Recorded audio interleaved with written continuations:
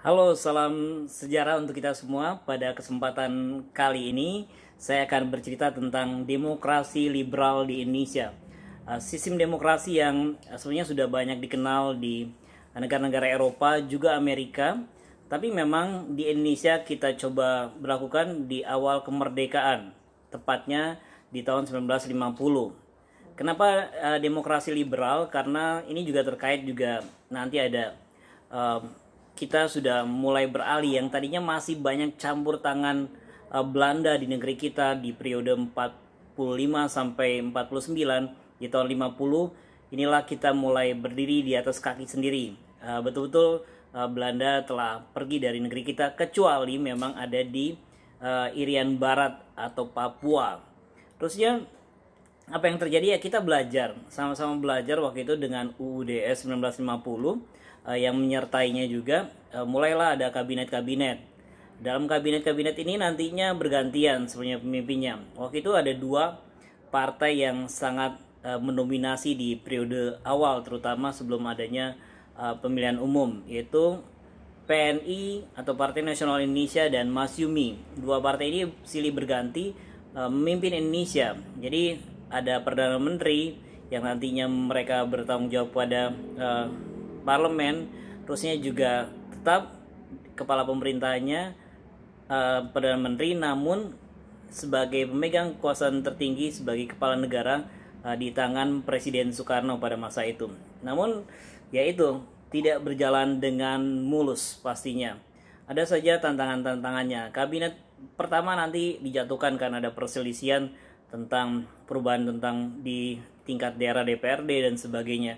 Maksudnya kabinet berikutnya juga perselisihan tentang adanya dianggap menentang politik luar negeri bebas aktif dengan Mutual Security Act yang ditandatangani dengan pihak Amerika Serikat. Jadi kabinet-kabinet ini tidak terlalu lancar, belum lagi ada peristiwa-peristiwa lain yang menyertainya.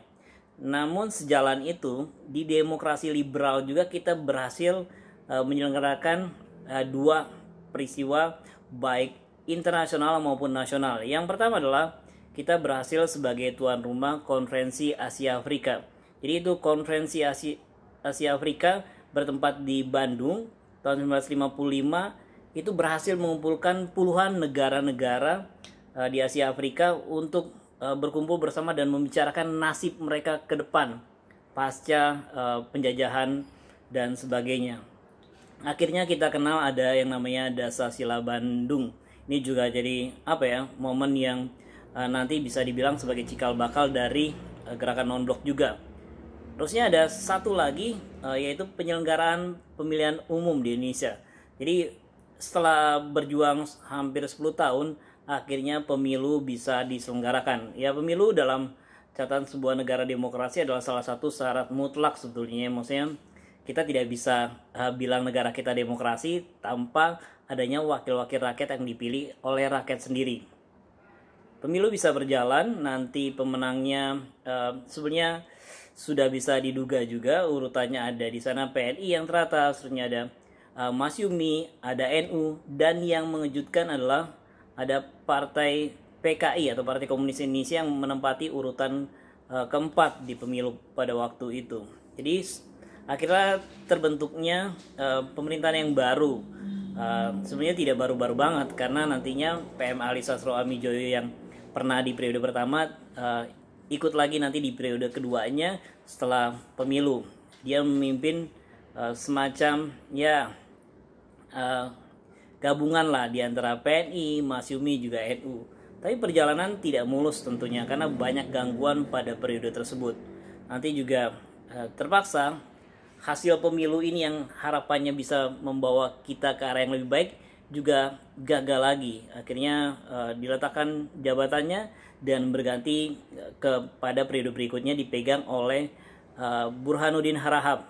Ya, tentu saja ada prestasinya. Nanti di masa ini sudah mulai ada rintisan untuk masa selanjutnya yang kita kenal sebagai demokrasi terpimpin.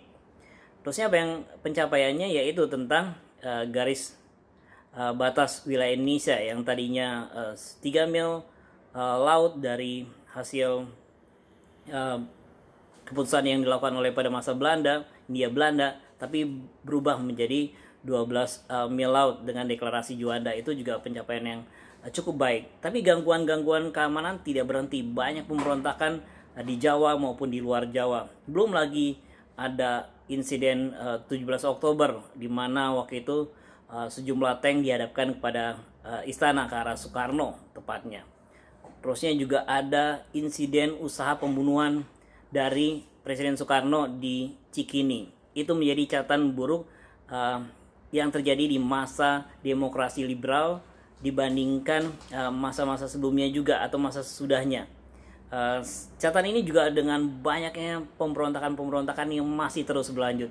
Jadi kekecewaan rakyat tidak bisa dihentikan dengan demokrasi liberal, sehingga nantinya kita akan memasuki demokrasi terpimpin, demokrasi yang bukan demokrasi. Sekian.